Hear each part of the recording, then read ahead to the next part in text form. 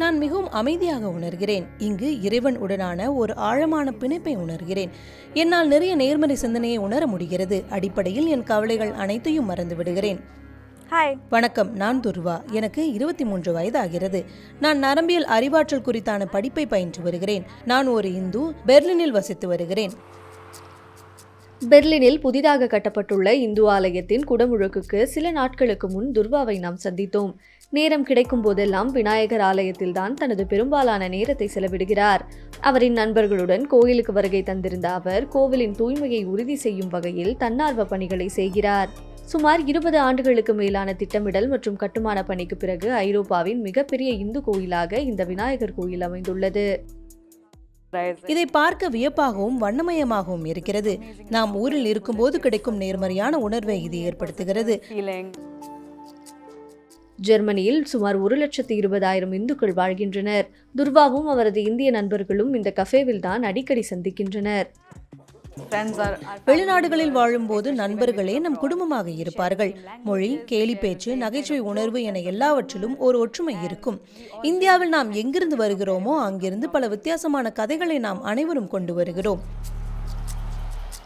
உலகளவில் 3வது பெரிய மதமாக விளங்கும் இந்து மதம் ஒருவரின் தனிப்பட்ட முறைகளில் அதை எப்படி வேண்டுமானாலும் வழிபட்டுக் கொள்ளும் நம்பிக்கையாக இருக்கிறது. ஆனால் இதில் எதற்கெல்லாம் அனுமதி உண்டு, அனுமதி இல்லை. எடுத்துக்காட்டுக்கு, இந்து மதத்தில் திருமணத்துக்கு முன் உடலுறவு பற்றி என்ன சொல்கிறது? I personally believe a lot in energies. தனிப்பட்ட முறையில் நான் மன ஆற்றல் மீது அதிக நம்பிக்கை கொண்டவள்.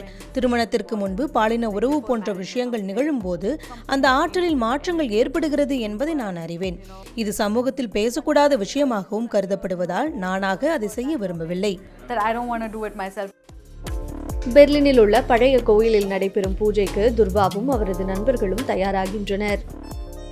So we personally believe that while taking off our shoes means கோயிலுக்குள் நுழையும் போது காலணிகளை கழற்றுவது என்பது நமது எதிர்மறை ஆற்றல்களை வெளியே விட்டுவிடுவதாகவே நாங்கள் தனிப்பட்ட முறையில் நம்புகிறோம். all the negative things outside. Okay, so this is இதுதான் பொட்டு. இது அக்குபஞ்சர் புள்ளிகளில் ஒன்று. இதை அழுத்தும் போது அந்த நாள் முழுவதும் அது செயல்படும்.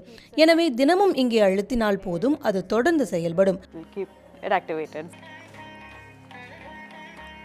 அடுத்ததாக வழிபாட்டு சடங்கு. பக்தர்கள் கோவிலின் உட்பகுதியை சுற்றி 3 முறை வலம் வருகின்றனர். இது விநாயகருடன் ஒரு ஆன்மீக தொடர்பை ஏற்படுத்துகிறது. கங்கை நதி நீரை கொண்டு ஆசி பெறுகின்றனர். இறுதியாக காணிக்கை செலுத்துகின்றனர். இந்து மதத்தில் எண்ணற்ற தெய்வங்கள் இருந்தாலும் துர்வா ஒரு குறிப்பிட்ட தெய்வத்துடன் தனித்துவமான ஆன்மீக பற்றை கொண்டுள்ளார்.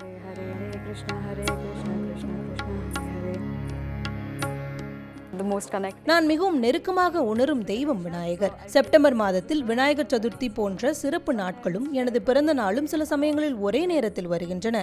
அதனால் அவருடன் எனக்கு ஒரு வலுவான பிணைப்பு இருக்கிறது என்பதை உணர்கிறேன். கோவிலில் மட்டுமல்லாமல் தனது வீட்டிலும் விநாயகரை வழிபடுகிறார் துர்வா.